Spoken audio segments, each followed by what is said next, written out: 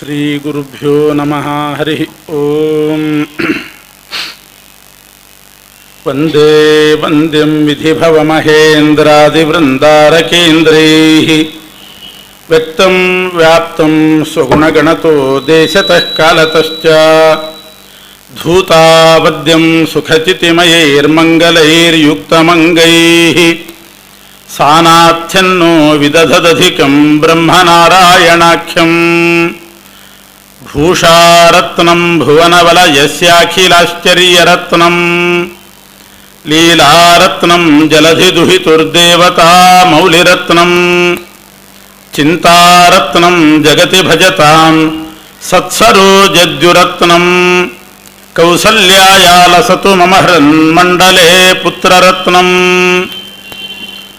ಆಪಾದಮೌಲಿಪರ್ಯಂತಂ ಗುರುಣಾಮಾಕೃತಿಂ ಸ್ಮರೇತ್ ತೇನ ವಿಘ್ನಾಃ ಪ್ರಣಶ್ಯಂತಿ ಸಿದ್ಧ್ಯಂತಿ ಚ ಮನೋರಥಾಃ.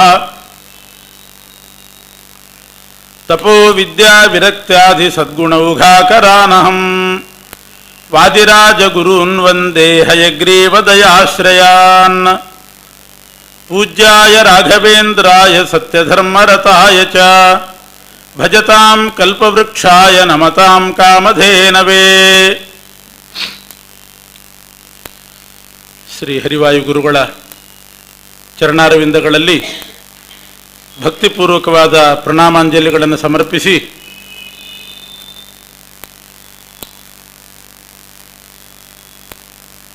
ವಾದಿರಾಜಗುರು ಸಾರ್ವಭೌಮರು,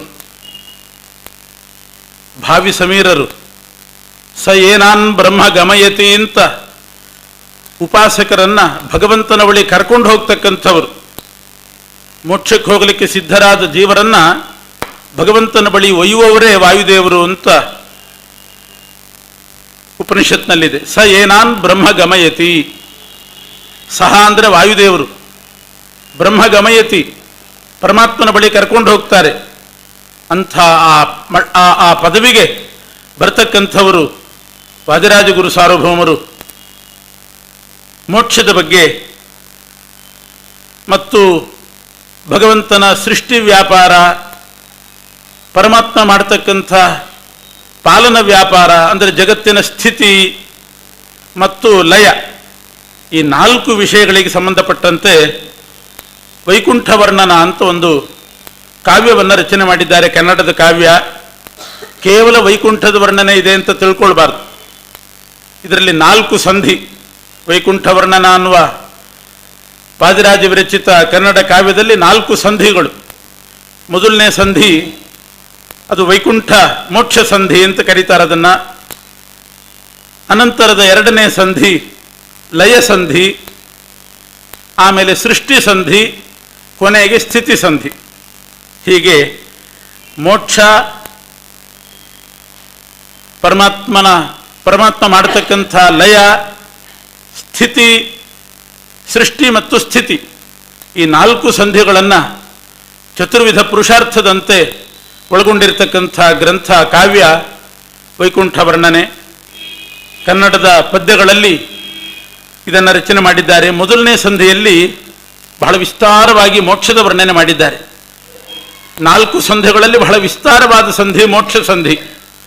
ಆ ಕಾರಣದಿಂದಲೇ ಇದಕ್ಕೆ ವೈಕುಂಠ ವರ್ಣನೆ ಅಂತ ನಾಮಕರಣ ಮಾಡಿದ್ದಾರೆ. ಈ ಗ್ರಂಥದ ಸ್ವರೂಪ ಏನು, ಇದರ ಉದ್ದೇಶ ಏನು ಎಲ್ಲವನ್ನೂ ಕೂಡ ಅವರೇ ತಿಳಿಸ್ತಾ ಇದ್ದಾರೆ. ತತ್ವಸಾರದ ಸೊಬಗ ಧರೆಯೊಳು ವಿಸ್ತರಿಸಬೇಕೆಂದು ಮುನಿಕುಲ ರತ್ನ ಶ್ರೀ ಗುರು ವಾದಿರಾಜನು ಶ್ರುತಿ ಪುರಾಣಗಳ ಮೊತ್ತವನ್ನು ನೆರೆಮಥಿಸಿ ಮೇಲಣ ಮುಕ್ತಿ ಸೃಷ್ಟಿ ಸ್ಥಿತಿ ಲಯಂಗಳನ್ನು ಅರ್ತಿಯಲ್ಲಿ ಬಣ್ಣಿಸಿದ ಕಥೆಯನ್ನು ಕೇಳಿ ಸಜ್ಜನರು. ಇದಕ್ಕೆ ತತ್ವಸಾರ ಅಂತ ಇನ್ನೊಂದು ಹೆಸರು ಈ ಗ್ರಂಥಕ್ಕೆ. ವೈಕುಂಠ ವರ್ಣನೆ ಅಂತಲೂ ಇದೆ, ತತ್ವಸಾರ ಅಂತ ಕರೀತಾರೆ. ಈ ತತ್ವಸಾರದ ಸೊಬಗನ್ನು ಧರೆಯಲ್ಲಿ ವಿಸ್ತಾರ ಮಾಡಬೇಕು ಅನ್ನೋ ಉದ್ದೇಶದಿಂದ ಮಧ್ವಾಚಾರ್ಯರ ತತ್ವಗಳ ಸಾರವನ್ನು ಜಗತ್ತಿನಲ್ಲಿ ವಿಸ್ತಾರ ಮಾಡಬೇಕು ಅನ್ನೋ ಉದ್ದೇಶದಿಂದ ಮುನಿಕುಲ ರತ್ನ ವಾದಿರಾಜರು ಶ್ರುತಿ ಪುರಾಣಗಳು ಅದನ್ನೆಲ್ಲ ಚೆನ್ನಾಗಿ ಮಥನ ಮಾಡಿ ಎಲ್ಲೆಲ್ಲ ಬೇರೆ ಬೇರೆ ಕಡೆ ಶ್ರುತಿಯಲ್ಲಿ ಪುರಾಣಗಳಲ್ಲಿ ಪದ್ಮಪುರಾಣ, ಗರುಡ ಪುರಾಣ, ನಾನಾ ಭಾಗವತ ಇಲ್ಲೆಲ್ಲ ಬಂದಿರತಕ್ಕಂಥ ಮೋಕ್ಷಾದಿಗಳ ವಿಚಾರವನ್ನು ಒಟ್ಟು ಸಂಗ್ರಹ ಮಾಡಿ ಒಂದು ಪ್ರಬಂಧದ ರೂಪದಲ್ಲಿ ಅದನ್ನು ಸಂಗ್ರಹ ಮಾಡಿ ಕಾವ್ಯದಲ್ಲಿ ಇದನ್ನು ನಿರೂಪಣೆ ಮಾಡ್ತಾ ಇದ್ದೀವಿ. ಈ ಕಥೆಯನ್ನು ಕೇಳಿ ಸಜ್ಜನರು. ಇದು ಪುಣ್ಯಕಥೆ. ಲೋಕಕ್ಕಿದೆ ಮುಕುತಿಯ ಪಥ, ಇದ ಕೇಳುವವನೇ ಕೃತಾರ್ಥ. ಇದು ಸರ್ವಸಾಧನ, ವಿದುಗಳಿಗೆ ಸಮ್ಮತ, ಮುದವನೀವುದು ಕೇಳುವ ಜನಕ್ಕೆ. ಇದು ಪುಣ್ಯಕಥೆ, ಇದು ಮುಕ್ತಿಯ ಪಥ. ಇದು ಈ ಕಾವ್ಯ ಮೋಕ್ಷದ ಮಾರ್ಗ. ಇದನ್ನು ಕೇಳುವವನು ಕೃತಾರ್ಥ, ಅಂದರೆ ನಮ್ಮ ಜನ್ಮ ಸಾರ್ಥಕ ಆಯಿತು ಅಂತ ಭಾವಿಸಬಹುದು. ಇದು ಸರ್ವಸಾಧನ, ಕೇವಲ ಮೋಕ್ಷಕ್ಕೆ ಮಾತ್ರ ಅಲ್ಲ, ಇಹ ಪರಂಗಳಿಗೆ ಸಾಧನ. ಇದು ವಿದುಗಳಿಗೆ ಸಮ್ಮತ. ಈ ಕಾವ್ಯವನ್ನು ಎಲ್ಲ ವಿದ್ವಾಂಸರು ಮೆಚ್ಚಿದ್ದಾರೆ. ಸಾಧಾರಣವಾಗಿ ಸಮಕಾಲೀನರು ಯಾರೂ ಮೆಚ್ಚೋದಿಲ್ಲ ಒಂದು ಕಾವ್ಯವನ್ನು. ಅವರು ಹೋದ ಮೇಲೆ ಆನಂತರದ ಶತಮಾನದಲ್ಲಿ ಕಳೆದ ಮೇಲೆ ಬಂದವರೆಲ್ಲ ಮೆಚ್ಚುತ್ತಾರಷ್ಟೇ ಹೊರತು ಸಮಕಾಲೀನರು ಮೆಚ್ಚೋದು ಕಡಿಮೆ. ಆದರೆ ವಾದಿರಾಜರು ಹೇಳ್ತಾರೆ ಇದು ವಿದುಗಳಿಗೆ ಸಮ್ಮತ, ಜ್ಞಾನಿಗಳಿಗೆ ಸಮ್ಮತ, ವಿದ್ವಾಂಸರು ಮೆಚ್ಚಿದ್ದಾರೆ. ಮುದವನೀವುದು ಕೇಳುವ ಜನಕ್ಕೆ. ಇದನ್ನು ಕೇಳ್ತಾ ಹೋದರೆ ಮನಸ್ಸು ತನ್ನ ಕಲ್ಮಶಗಳನ್ನೆಲ್ಲ ಕಳ್ಕೊಂಡು ತಿಳಿಯಾಗ್ತದೆ. ಮನಸ್ಸು ಸ್ವಚ್ಛವಾಗ್ತದೆ, ತಿಳಿಯಾಗ್ತದೆ, ಆನಂದ ಭರಿತ ಆಗ್ತದೆ. ಹೀಗೆ ಇದರ ವಿಚಾರವನ್ನು ತಿಳಿಸಿ ಮಂಗಳಾಚರಣೆ ಬಹಳಷ್ಟು ಮಾಡಿದ್ದಾರೆ. ಪ್ರಧಾನವಾಗಿ ಇದು ತತ್ವದ ವಿಚಾರ ಏನಿದೆ ಮೋಕ್ಷದ ಬಗ್ಗೆ ಅದನ್ನು ಹೇಳೋ ಉದ್ದೇಶದಿಂದ ಒಂದು ಮಂಗಳಾಚರಣೆಯನ್ನು ಮಾತ್ರ ಹೇಳ್ತೇನೆ.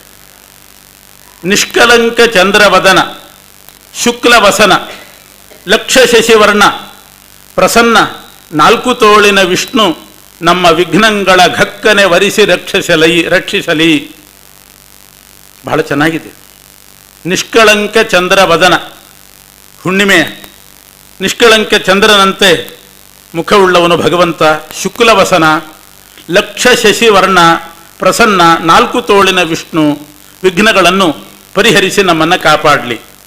ಇದು ಒಂದು ಸಂಸ್ಕೃತದ ಪದ್ಯದ ಶ್ಲೋಕದ ಅನುವಾದ. ಇದು ಶುಕ್ಲಾಂಬರಧರಂ ವಿಷ್ಣುಂ ಶಶಿವರ್ಣಂ ಚತುರ್ಭುಜಂ ಪ್ರಸನ್ನವದನಂ ಧ್ಯಾಯೇತ್ ಸರ್ವ ವಿಘ್ನೋಪಶಾಂತಯೇ. ಅದನ್ನೇ ಅನುವಾದ ಮಾಡಿದ್ದಾರೆ. ಶುಕ್ಲಾಂಬರಧರಂ, ಶುಕ್ಲವಸನ, ವಸನ ಅಂದ್ರೆ ವಸ್ತ್ರ, ಅಂಬರ ಅಂದ್ರೆ ವಸ್ತ್ರ. ಶುಕ್ಲಾಂಬರಧರಂ ಶುಕ್ಲವಸನ, ನಿಷ್ಕಳಂಕ ಚಂದ್ರವದನ, ಶಶಿವರ್ಣಂ ಪ್ರಸನ್ನವದನಂ, ಅದನ್ನು ತಗೊಂಡು ನಿಷ್ಕಳಂಕ ಚಂದ್ರವದನ, ಶಶಿವರ್ಣಂ ಲಕ್ಷ ಶಶಿವರ್ಣ, ಪ್ರಸನ್ನವದನಂ ಅದನ್ನು ಪ್ರಸನ್ನ, ನಾಲ್ಕು ತೋಳಿನ ವಿಷ್ಣು, ಪ್ರಸನ್ನವದನಂ ಧ್ಯಾಯೇತ್ ಸರ್ವ ವಿಘ್ನೋಪಶಾಂತಯೇ. ಶುಕ್ಲಾಂಬರಧರಂ ವಿಷ್ಣುಂ ಶಶಿವರ್ಣಂ ಚತುರ್ಭುಜಂ, ನಾಲ್ಕು ತೋಳಿನ ವಿಷ್ಣು ನಮ್ಮ ವಿಘ್ನಗಳ ಘಕ್ಕನೆ ವರಿಸಿ ರಕ್ಷಿಸಲಿ. ಧ್ಯಾಯೇತ್ ಸರ್ವ ವಿಘ್ನೋಪಶಾಂತಯೇ ಅನ್ನೋದನ್ನು ಯಥಾವತ್ತಾಗಿ ಅನುವಾದ ಮಾಡಿದ್ದಾರೆ. ಹೀಗೆ ಮಂಗಳಾಚರಣೆ. ಇನ್ನು ಮುಂದೆ ಇದರಲ್ಲಿರ್ತಕ್ಕಂಥ ಮೋಕ್ಷ ಸಂಧಿ, ಮೊದಲನೇ ಸಂಧಿ ಮೋಕ್ಷ ಸಂಧಿ. ಇದರಲ್ಲಿ ಮೋಕ್ಷದ ಬಗ್ಗೆ ಭಾಗವತ, ಪದ್ಮಪುರಾಣ ಎಲ್ಲೆಲ್ಲಿ ಏನೇನು ಬಂದಿದೆ ಸಾಧ್ಯವಾದಷ್ಟು ವಿಷಯಗಳನ್ನು ಸಂಗ್ರಹ ಮಾಡಿ ಪ್ರಮೇಯಗಳನ್ನು ಕೊಡ್ತಾರೆ. ಸುಮ್ಮನೆ ಆ ಪದ್ಯ ಓದ್ತಾ ನಾನು ವಿಳಂಬ ಮಾಡೋದಿಲ್ಲ, ಆ ವಿಷಯಗಳನ್ನು ಮಾತ್ರ ನಿರೂಪಣೆ ಮಾಡ್ತೇನೆ. ಮಧ್ಯ ಮಧ್ಯದಲ್ಲಿ ಒಂದೊಂದು ಪದ್ಯ ಉಲ್ಲೇಖ ಮಾಡ್ತೇನೆ. ಪ್ರಮಾಣ ಶ್ಲೋಕಗಳನ್ನು ಕೂಡ ಮಧ್ಯದಲ್ಲಿ ವಾದಿರಾಜರು ಕೊಡ್ತಾರೆ. ಪದ್ಯವನ್ನೂ ಬರೀತಾರೆ, ಅದಕ್ಕೆ ಮೊದಲಿಗೆ ಪ್ರಮಾಣ ಶ್ಲೋಕಗಳನ್ನು ಕೊಡ್ತಾರೆ, ಆಮೇಲೆ ಕನ್ನಡದ ಪದ್ಯ ಬರೆದಿದ್ದಾರೆ. ಮೋಕ್ಷ ಅಂತಂದರೆ ಬಿಡುಗಡೆ ಅಂತ ಅರ್ಥ. ಸಂಸ್ಕೃತ ಶಬ್ದಕ್ಕರ್ಥ ಮೋಕ್ಷ ಅಂದರೆ ಬಿಡುಗಡೆ. ಲಿಂಗದೇಹದ ಬಂಧನದಲ್ಲಿ ಜೀವ ಇರ್ತಾನೆ, ಆ ಲಿಂಗದೇಹದಿಂದ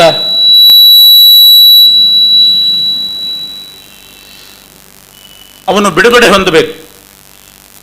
ಇದು ಮೋಕ್ಷ ಶಬ್ದದ ಅರ್ಥ.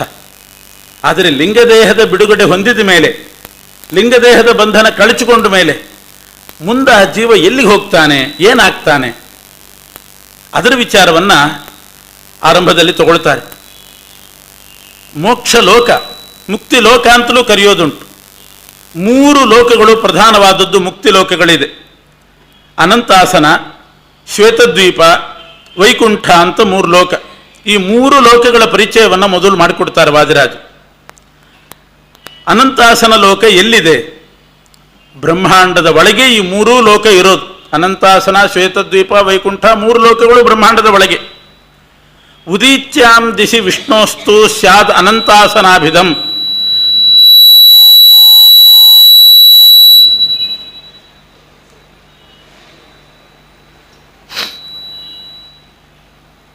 ಘನೋದಕಾಂತೆ ಶ್ರೀರೂಪಂ ಅಂತ ಅನಂತಾಸನದ ಪರಿಚಯವನ್ನು ಮಾಡಿಕೊಡ್ತಕ್ಕಂಥ ಮೂಲ ಪ್ರಮಾಣ.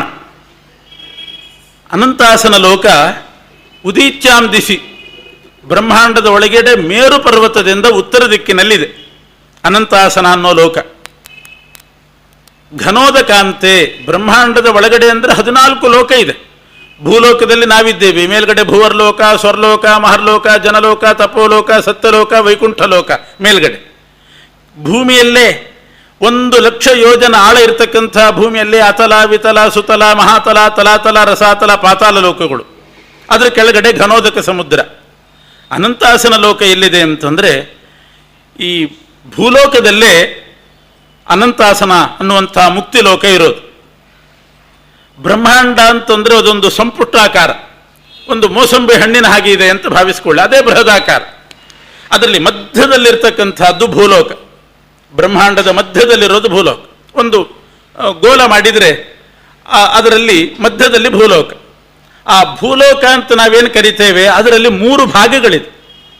ಭೂಲೋಕದಲ್ಲಿ 3 ಭಾಗ. ಒಂದು ಸಣ್ಣ ವಲಯಾಕಾರ, ಒಂದು ಸಣ್ಣ ಬಳೆಯ ಆಕಾರದಲ್ಲಿ ಭೂಭಾಗ.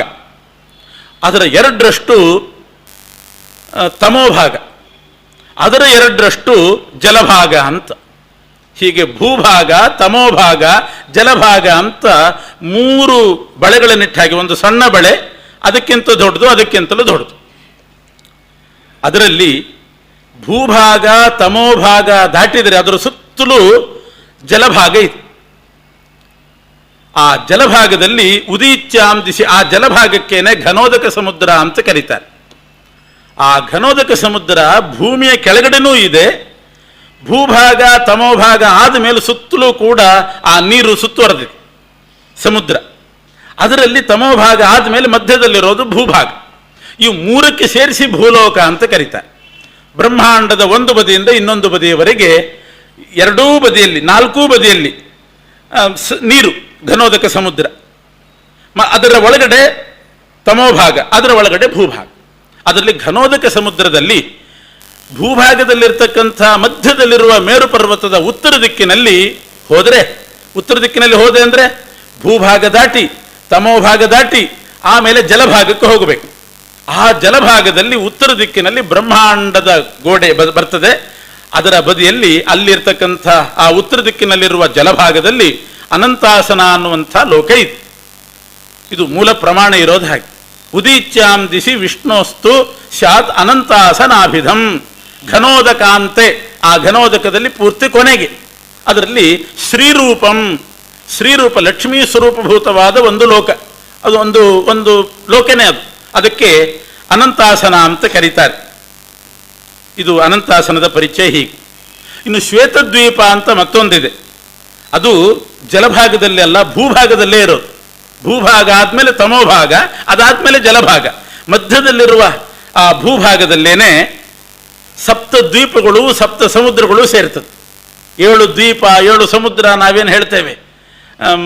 ಇದು ಜಂಬೂ ದ್ವೀಪ, ಆಮೇಲೆ ಲವಣ ಸಮುದ್ರ, ಪ್ಲಕ್ಷದ್ವೀಪ, ಇಕ್ಷು ಸಮುದ್ರ, ಶಾಖದ್ವೀಪ, ಸುರಾ ಸಮುದ್ರ.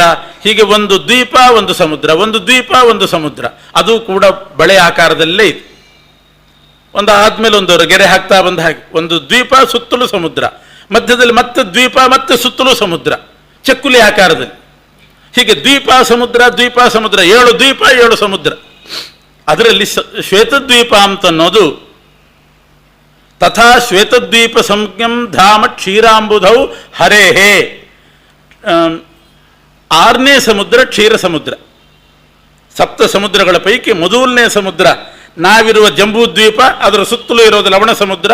ಹಾಗೆ ದ್ವೀಪ ಸಮುದ್ರ ದಾಟ್ತಾ ಹೋದರೆ 6ನೇ ಸಮುದ್ರ ಕ್ಷೀರ ಸಮುದ್ರ. ಅದಾದ ಮೇಲೆ ಕೊನೆಯ ಸಮುದ್ರ ಸ್ವಾದೂದಕ ಸಮುದ್ರ, ಸಿಹಿ ನೀರಿನ ಸಮುದ್ರ. ಕೊನೆಗಿಟ್ಟಿದ್ದಾನೆ ಆ ಸಿಹಿ ನೀರಿನ ಸಮುದ್ರವನ್ನು. ನಮಗೆ ಹತ್ತಿರದಲ್ಲಿರೋದು ಲವಣ ಸಮುದ್ರ. ಸಿಹಿ ನೀರಿನ ಸಮುದ್ರ 7ನೇ ಸಮುದ್ರ ಮಾಡಿದ್ದಾನೆ ಪರಮಾತ್ಮ. ಆ 6ನೇ ಸಮುದ್ರ ಏನಿದೆ ಅದು ಕ್ಷೀರ ಸಮುದ್ರ. ಆ ಕ್ಷೀರ ಸಮುದ್ರದಲ್ಲಿ ಶ್ವೇತದ್ವೀಪ ಅನ್ನುವಂಥ ಒಂದು ಮನೆ ಇದೆ, ಒಂದು ಲೋಕ, ಅದು ಮನೆ, ಅದೇ ಪರಮಾತ್ಮನ ಮಂದಿರ, ಅದು ಮುಕ್ತಿಲೋಕ. ಶ್ವೇತದ್ವೀಪ ಅಂದರೆ ಬಿಳಿಯ ದ್ವೀಪ ಅಂತ ಅರ್ಥ. ಕ್ಷೀರ ಸಮುದ್ರದಲ್ಲಿ ಆ ಹಾಲು ಹೆಪ್ಪುಗಟ್ಟಿ, ಕೆನೆಯಾಗಿ ಹೆಪ್ಪುಗಟ್ಟಿ ಅದೇ ಮನೆಯಾಗಿದೆ ಅಂತ. ಅದು ಹಾಲಿನ ಮನೆ. ಹಾಲಿನ ಮನೆ ಅಂದರೆ ಈ ಪಯದ ಮನೆ ಅಂತ ಕರಿತಿರ್ತಾರೆ, ಹಾಲು ಕೊಡೋ ಮನೆ ಅಲ್ಲ, ಹಾಲು ತುಂಬಿಟ್ಟಿರೋ ಮನೆ ಅಲ್ಲ. ಹಾಲು ಗಟ್ಟಿಯಾಗಿ ಹೆಪ್ಪುಗಟ್ಟಿ ಅದು ಬಹು ಎತ್ತರದ ಒಂದು ಮನೆಯಾಗಿ ಬಿಟ್ಟಿದೆ. ಅದು ಪರಮಾತ್ಮನ ಶ್ವೇತದ್ವೀಪ ಅಂತ ಆ ಲೋಕಕ್ಕೆ ಕರೀತಾರೆ. ಇನ್ನು ವೈಕುಂಠ ಲೋಕ, ಅದು ಮೇಲ್ಗಡೆ ಇರೋದು. ಭೂರ್ಲೋಕ, ಭುವರ್ಲೋಕ, ಸ್ವರ್ಲೋಕ, ಮಹರ್ಲೋಕ, ಜನಲೋಕ, ತಪೋಲೋಕ, ಸತ್ಯಲೋಕ, ಅದು ಚತುರ್ಮುಖ ಬ್ರಹ್ಮದೇವರದ್ದು. ಅದಾದ ಮೇಲೆ ಬರೋದು ವೈಕುಂಠ ಲೋಕ. ಹೀಗೆ 3 ಲೋಕದ ಸ್ಥಳವನ್ನು ಹೇಳಿ, ಅದರ ಜಾಗ ಹೇಳಿ, ಅದರ ಎಷ್ಟು ಎತ್ತರ ಇದೆ ಅಂತ ಹೇಳ್ತಾರೆ. ಘನೋದಕ ಸಮುದ್ರದಲ್ಲಿ ಜಲಭಾಗದಲ್ಲಿರುವ ಅನಂತಾಸನ ಅನ್ನುವ ಲೋಕ 1,00,000 ಯೋಜನ ಎತ್ತರ ಇದೆಯಂತೆ. 1,00,000 ಯೋಜನ ಎತ್ತರ. ಅದು ಭೂಲೋಕದಲ್ಲಿರೋದು ಎತ್ತರ ಮಾತ್ರ 1,00,000 ಯೋಜನ ಎತ್ತರ ಇದೆ. ಅದಕ್ಕಿಂತಲೂ ಎತ್ತರ ಶ್ವೇತದ್ವೀಪ. ಕ್ಷೀರ ಸಮುದ್ರ ಅದು ಭೂಲೋಕದಲ್ಲೇ ಬರ್ತದೆ, 6ನೇ ಸಮುದ್ರ. ಅಲ್ಲಿರುವಂಥ ಶ್ವೇತದ್ವೀಪ ಅನ್ನುವ ಆ ಲೋಕ ಇದೆಯಲ್ಲ, ಮೋಕ್ಷ ಲೋಕ, 50,00,000 ಯೋಜನ ಎತ್ತರ. ಬಹಳ ಎತ್ತರದ್ದು. ಅಷ್ಟು ಎತ್ತರದ್ದು ಆ ಹಾಲಿನ ಮನೆ, ಹಾಲು ಹೆಪ್ಪುಗಟ್ಟಿ ಗಟ್ಟಿ ಕಟ್ಟಿದ ಮನೆ, ಅದು 50,00,000 ಯೋಜನೆ ಎತ್ತರ. ಇನ್ನು ವೈಕುಂಠ ಲೋಕ, ಅದು ಭೂಲೋಕದಿಂದ ಲೆಕ್ಕ ಹಾಕಿದರೆ 16,25,00,000 ಯೋಜನ ಎತ್ತರ ಭೂಮಿಯಿಂದ ಇದೆ. ಇದು ವೈಕುಂಠ ಲೋಕದ ಎತ್ತರ ಭೂಮಿಯಿಂದ. 16,25,00,000 ಯೋಜನ ಎತ್ತರ ಆದ ಮೇಲೆ ಅದರ ಮೇಲೆ ವೈಕುಂಠ ಲೋಕದ ಮೇಲೆ 8,75,00,000 ಯೋಜನ. ಅದು ಮುಕ್ತರು ವಿಮಾನದಲ್ಲಿ ಬಂದು ಸಂಚಾರ ಮಾಡಲಿಕ್ಕಿರುವ ಜಾಗ ಅಂತ. ಬ್ರಹ್ಮಾಂಡದ ಮೇಲಿನ ಕರ್ಪದವರೆಗೆ ಬೇರೆ ಬೇರೆದೆಲ್ಲ ಅಳತೆ ಇದೆ. ಅದರ ರಾಜರು ಅದನ್ನೆಲ್ಲ ಕೊಡೋದಿಲ್ಲ. ಇಲ್ಲಿ ಬರೇ ಲೋಕದ ಅಳತೆಗಳನ್ನು ಮಾತ್ರ ಕೊಡ್ತಾರೆ. ಭೂಮಿಯಿಂದ 16,25,00,000 ಎತ್ತರ ಯೋಜನೆ ಹೋದರೆ ಅದು ವೈಕುಂಠ ಲೋಕ ಸಿಗ್ತದೆ. ಅಲ್ಲಿಂದ 8,75 ಖಾಲಿ ಜಾಗ. ಅಲ್ಲಿಗೆ ಒಟ್ಟಿಗೆ ಎಷ್ಟಾಯಿತು? ಭೂಲೋಕದಿಂದ 25 ಕೋಟಿ ಯೋಜನೆ ಎತ್ತರ ಇರೋದು ಬ್ರಹ್ಮಾಂಡದಲ್ಲಿ. ಆ 25 ಕೋಟಿಯಲ್ಲಿ ಅದರ ಲೆಕ್ಕ ಹೀಗೆ: 16,25,00,000 ಯೋಜನೆ ಎತ್ತರ ವೈಕುಂಠ, ಆಮೇಲೆ 8,75 ಅದು ಖಾಲಿ ಜಾಗ. ಅದರ ಎತ್ತರವನ್ನು ಹೀಗೆ ತಿಳಿಸಿದ್ದಾರೆ. ಇಲ್ಲಿ ಒಂದು ಸ್ವಲ್ಪ ವಿಚಾರ ಮಾಡಬೇಕಾದ ಅಂಶಗಳಿದೆ, ಅದನ್ನು ಈಗ ಹೇಳ್ತೇನೆ. ಯಾಕೆಂದರೆ ವಾದಿರಾಜರ ಕೊಡುಗೆ, ಅವರು ಎಷ್ಟು ಶೋಧನೆ ಮಾಡ್ತಿದ್ದಾರೆ ಅನ್ನೋದಕ್ಕೆ ನಾನು ಹೇಳ್ತೇನೆ. ಮೊದಲು ಈ ಪದ್ಯಗಳನ್ನು ಇಷ್ಟಂದ್ರೆ ಓದ್ತೇನೆ. ವೈಕುಂಠವೆಂಬ ಹರಿಯ ಲೋಕ ಬೊಮ್ಮನ ಲೋಕಕ್ಕಿಂತಲೂ ಮೇಲಿಹುದು, ಅಂದರೆ ಸತ್ಯಲೋಕಕ್ಕಿಂತ ಮೇಲಿದೆ. ಶೋಕರಹಿತರಾದ ಸಿದ್ಧ ಸಾಧ್ಯರಲ್ಲಿ ಬೇಕಾದ ಸುಖವನ್ನು ಉಣುತಿಹರು ವೈಕುಂಠ ಲೋಕ.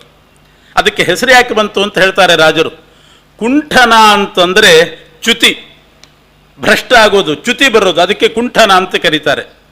ವೈಕುಂಠ ಲೋಕ ಅಂತಂದ್ರೆ ಅಲ್ಲಿದ್ದವರಿಗೆ ಯಾವ ಚ್ಯುತಿಯೂ ಇಲ್ಲ, ಆದ್ದರಿಂದ ವೈಕುಂಠ. ವಿಕುಂಠ ಅಂತ ಪರಮಾತ್ಮನ ಹೆಸರು, ಭಗವಂತನ ಹೆಸರು. ವಿಕುಂಠ ಅನ್ನುವ ದೇವಿಯಲ್ಲಿ ಭಗವಂತ ಮಗನಾಗಿ ಅವತಾರ ಮಾಡಿದನಂತೆ.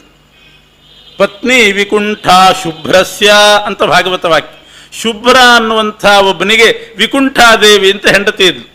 ಆ ದಂಪತಿಗಳ ಹೆಸರು ಶುಭ್ರ ಮತ್ತು ವಿಕುಂಠ. ಇಬ್ಬರ ಹೆಸರು ಬಹಳ ಚೆನ್ನಾಗಿದೆ. ಗಂಡನ ಹೆಸರು ಶುಭ್ರ, ಬಹಳ ಶುಭ್ರ ಅವನು. ವಿಕುಂಠ, ಯಾವ ಕುಂಠತೆ ಇಲ್ಲ, ಕುಂಠಿತತೆ ಇಲ್ಲ, ಕುಂಠಿತತೆ ಇಲ್ಲ. ಕುಂಠನ ಅಂದರೆ ಚ್ಯುತಿ ಇಲ್ಲ. ಅವಳ ಹೆಸರು ವಿಕುಂಠ. ಆ ದಂಪತಿಗಳಿಗೆ ಭಗವಂತ ಅವತಾರ ಮಾಡಿದಂತೆ ಅವನ ಹೆಸರು ವೈಕುಂಠ ಅಂತ ಹೆಸರಿಟ್ಟು. ವಿಕುಂಠಾದೇವಿಯ ಮಗನಾದ್ರಿಂದ ವೈಕುಂಠ, ಇದು ಪರಮಾತ್ಮನ ಹೆಸರು. ಅವನಿರುವ ಲೋಕ ಆದ್ರಿಂದ ಅದಕ್ಕೆ ವೈಕುಂಠ ಲೋಕ ಅಂತ ಹೆಸರು ಬಂತು. ಈಗೇನಾಗಿದೆ, ವೈಕುಂಠ ಅಂತಂದ್ರೆ ಬರೇ ಲೋಕ ಅಂತ ಬಹಳ ಜನರಿಗೆ ಕಲ್ಪನೆ. ನಿಜವಾಗಿಯೂ ವೈಕುಂಠ ಅಂತ ಭಗವಂತನ ಹೆಸರದು. ಇನ್ನು ಶ್ವೇತದ್ವೀಪ ಅಂದರೆ ಅದು ಹಾಲು ಹೆಪ್ಪುಗಟ್ಟಿ ಮನೆ, ಆದ್ರಿಂದ ಬಿಳಿ ಬಣ್ಣದ್ದು ಶ್ವೇತದ್ವೀಪ ಅಂತ ಅದಕ್ಕೆ ಕರೀತಾರೆ. ಅನಂತ ಅಂತ ಪರಮಾತ್ಮನ ಹೆಸರಿದೆ. ಅನಂತ ಅಂತ ಗರುಡದೇವರಿಗೂ ಹೆಸರಿದೆ ಶಾಸ್ತ್ರದಲ್ಲಿ, ಶೇಷದೇವರಿಗೆ ಹೆಸರಿದೆ, ಭಗವಂತನ ಹೆಸರಿದೆ.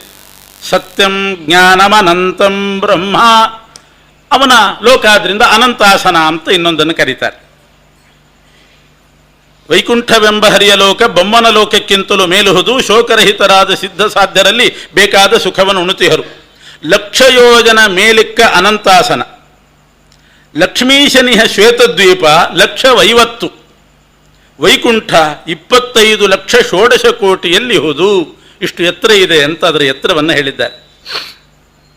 ಇಲ್ಲಿ ವಿಚಾರ ಮಾಡಬೇಕಾದ ಅಂಶ, ಅನಂತಾಸನ ಎಲ್ಲಿದೆ ಅಂತಂದರೆ ಉದೀಚ್ಯಾಂ ದಿಶಿ, ಮೇರು ಪರ್ವತದ ಉತ್ತರ ದಿಕ್ಕಿನಲ್ಲಿ ಘನೋದಕ ಸಮುದ್ರದಲ್ಲಿ ಅನಂತಾಸನ ಲೋಕ ಇದೆ ಅಂತ ಪ್ರಮಾಣ. ಇದರಲ್ಲಿಲ್ಲ, ಆದರೆ ವಾದಿರಾಜರ ಶೋಧನೆಗೊಂದು ನಿದರ್ಶನ ಕೊಡ್ತೇನೆ ಅಷ್ಟೆ. ಉತ್ತರ ದಿಕ್ಕಿನಲ್ಲಿ ಅನಂತಾಸನ ಇದೆ ಅಂತ ಪ್ರಮಾಣ. ಭಾಗವತದಲ್ಲಿ ಪ್ರತೀಚೀಂ ದಿಶಮಾವಿಶತ್ ಅಂತ ದಶಮ ಸ್ಕಂಧದಲ್ಲಿ ಬರ್ತದೆ. ಈ ದ್ವಾರಕೆಯಲ್ಲಿ ಒಬ್ಬ ಬ್ರಾಹ್ಮಣ ಇದ್ದಂತೆ. ಹುಟ್ಟಿದ ಮಕ್ಕಳೆಲ್ಲ ಹುಟ್ಟಿದ ಕೂಡಲೇ ನಾಪತ್ತೆ ಆಗ್ತಾ ಇದ್ರಂತೆ.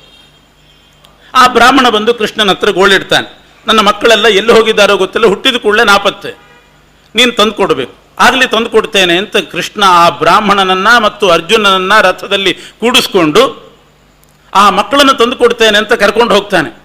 ಅದೆಲ್ಲ ಭಾಗವತದಲ್ಲಿ ವರ್ಣನೆ ಮಾಡಿದ್ದಾರೆ.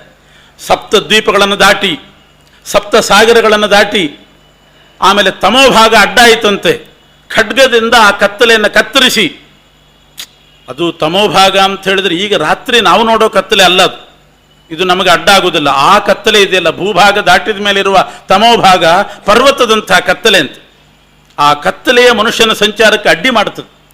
ಕೃಷ್ಣ ಖಡ್ಗದಿಂದ ಅದನ್ನು ಕಡಿದು ಈ ಹಿಮ ಕಡ್ಕೊಂಡು ದಾರಿ ಮಾಡ್ತಾರಲ್ಲ, ಹಾಗೆ ಕತ್ತಲೆಯನ್ನು ಕಡಿದು ದಾರಿ ಮಾಡಿಕೊಂಡು ಆ ರಥದಲ್ಲಿ ಮುಂದಕ್ಕೆ ಹೋಗ್ತಾನೆ.